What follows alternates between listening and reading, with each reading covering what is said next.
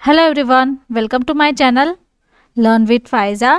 आज का हमारा वीडियो लेक्चर रहेगा बर्निंग फीट पे, यानी कि पैरों के तलवे में जो जलन होती है या फिर पैरों में जो झुंझुनाहट सी होती है उसके बेसिस पे आज का हमारा टॉपिक रहेगा।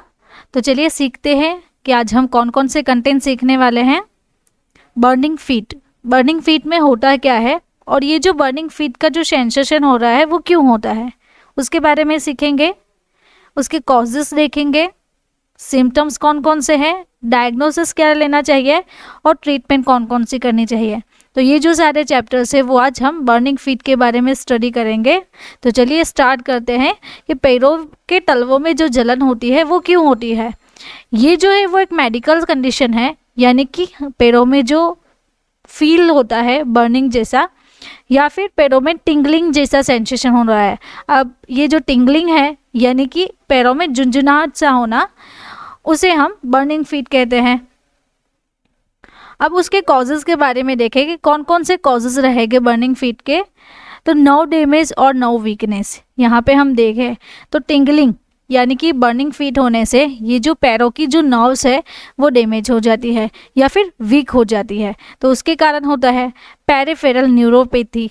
ये यानी कि अगर यहाँ पे हम देखें तो ये जो न्यूरॉन का पार्ट है वो नॉर्मल एक्सोन है यहाँ पे, एंड यहाँ पे ये जो पार्ट है न्यूरॉन्स का वो एबनॉर्मल है।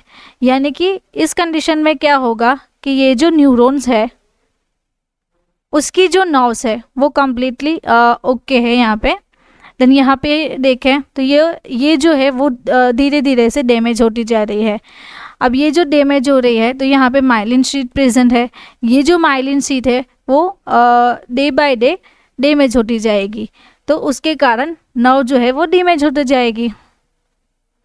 देन डायबिटिक न्यूरोपैथी, डायबिटिक के कंडीशन में भी हो सकता है। हेवी अल्कोहल जो ड्रिंक कर रहे हैं लोग, उससे भी आपको पैरों में झुंझुनाहट हो सकती है या फिर बर्निंग रहती है। अगर आपको विटामिन डेफिशिएंसी है तो उस कंडीशन में भी होगी। विटामिन में कौन कौन से विटामिन्स है, यहाँ पे विटामिन बी के क्लासेस है, vitamin B12, B5, B9 and B6। ये जो विटामिन्स है अगर आपको उसकी डेफिशिएंसी है तो उस कंडीशन में भी बर्निंग फीट होता है। नाउ यहाँ पे हम देखें तो हाइपोथायरॉयडिज्म, अगर आपको हाइपोथायरॉयडिज्म है, टर्सल टनल सिंड्रोम, तो यहाँ पे हम देख रहे हैं तो ये जो बोन है यहाँ पे वो उस पर स्वेलिंग आ गई है, तो उस कंडीशन में भी हो सकता है। क्रोनिक किडनी डिजीज़ है आपको, अगर आपको किडनी रिलेटेड कोई भी डिजीज़ है तो उस कंडीशन में भी हो सकता है। और न्यूट्रिशनल डेफिशिएंसी, अगर आप प्रॉपर तरीके से न्यूट्रिशंस नहीं ले रहे हैं, फ्रूट्स है, वेजिटेबल्स है, वो पूरे प्रमाण में नहीं ले रहे हैं, तो उसके कारण भी आपको बर्निंग फीट की ये जो मेडिकल कंडीशन है वो हो सकती है। वीडियो के बीच में मैं आपको बताना चाहती हूँ कि हमारा एक ह्यूमन एनाटॉमी एंड फिजियोलॉजी का कोर्स है जिसकी लिंक मैं आपको डिस्क्रिप्शन बॉक्स में दे दूँगी। आप वहाँ से जाके डायरेक्टली हमारा जो स्टडी मटेरियल है वो एक्सेस कर सकते हैं। नाउ अब हम हमारे टॉपिक पे वापस से आते हैं कि ये जो बर्निंग फीट होता है उसके डायग्नोसिस क्या क्या है, हम कैसे डायग्नोसिस कर सकते हैं बर्निंग फीट के बारे में।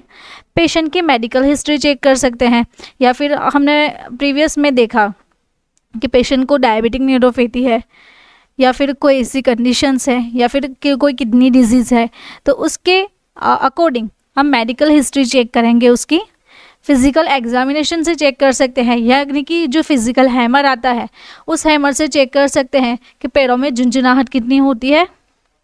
उसके साइन एंड सिम्टम्स जो है उसके बेसिस पे हम डिसाइड करेंगे कि पेशेंट को क्या ट्रीटमेंट देनी चाहिए। उसका जो ब्लड शुगर लेवल है वो चेक करेंगे एंड यूरिन टेस्ट करवाएंगे। तो ये जो सारी डायग्नोसिस है वो बर्निंग फीट की होती है। नाउ ट्रीटमेंट के बारे में देखें कि कौन कौन सी ट्रीटमेंट लेनी चाहिए। अगर हम होम रेमेडीज़ पे जाएं तो कोल्ड वाटर बाथ फीट, अगर यहाँ पे हम देख रहे हैं तो ये जो बकेट है, बकेट यानी कि टब है, यहाँ पे हम देख रहे हैं ये जो है वो आइस कोल्ड वाटर है। उसमें पैर को रखने से पैर को ठंडक मिलती है, उसके कारण जो पैर में जो बर्निंग सेंसेशन हो रहा है वो कम हो जाएगा। Soak your feet in Epsom salt water, Epsom salt जो होता है उसके वाटर में भी हम हमारे पैर को सोक कर सकते हैं, भिगो सकते हैं।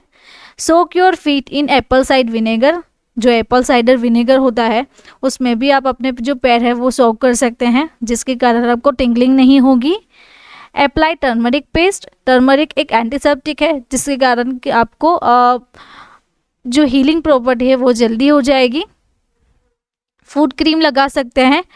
And medicine to treat. अब कौन कौन सी मेडिसिन है उसके बारे में हम आगे स्टडी करेंगे।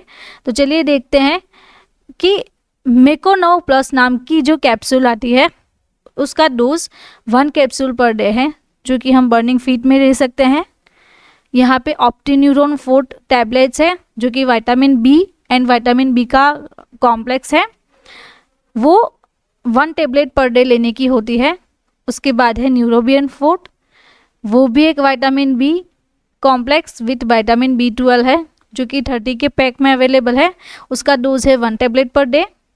देन उसके बाद है न्यूरोबियन प्लस, उसमें मल्टीविटामिन्स आते हैं like mecobalamin, pyridoxine hydrochloride and nicotinamide, जिसका डोज है 1 tablet per day.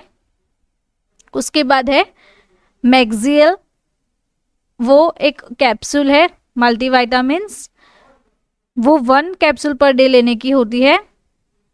Neurokine gold, वो मैनकाइन की आती है मल्टीविटामिन एंड मिनरल्स कैप्सूल्स, जिसका डोज है 1 कैप्सूल पर डे, तो वो भी आप ले सकते हैं।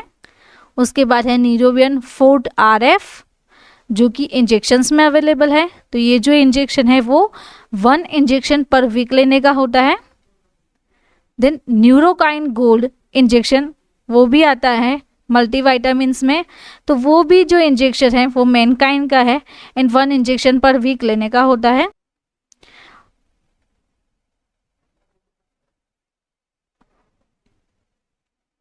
उसके बाद है रसनर प्लस टैबलेट, जो कि उसका कंपोजिशन है प्रीगाबालिन, नॉरट्रिप्टिलिन एंड मिथाइलकोबालामाइन, जो कि टैबलेट में अवेलेबल है। ल्यूपिन जो फार्मास्यूटिकल है वो उसको बनाती है।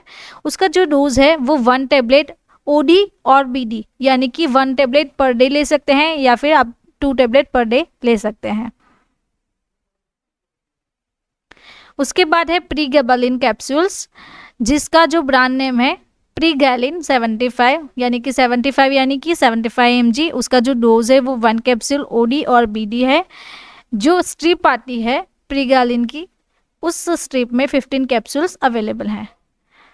देन गैबेपिन 100, यानी कि गैबेपेंटिन 100 mg, उसका जो डोज है 1 टैबलेट OD और BD है। उसके बाद है एरिगाबा ऑइंटमेंट, जो कि वो भी मार्केट में अवेलेबल है। उसका जो कंपोजिशन है वो gabapentin, ketoprofen, capsaicin and methyl salicylate ointment आता है, तो वो आप दिन में 2 से 3 बार लगा सकते हैं। तो ये जो सारी ट्रीटमेंट थी वो बर्निंग फीट के बारे में थी। अगर आपको मेरा ये वीडियो अच्छा लगा तो आपको ये वीडियो भी अच्छा लगेगा, तो आप ये मेरा जो वीडियो है वो ज़रूर से देखें। ऐसे ही डिजीज़ के बारे में अगर आपको स्टडी करना है तो आप कमेंट बॉक्स में कमेंट ड्रॉप कर सकते हैं। ऐसे ही वीडियो लेक्चर्स के लिए आप हमारे चैनल को सब्सक्राइब करें, जिससे कि आपको रेगुलर अपडेट्स मिलते रहेगी। Thank you for watching my video.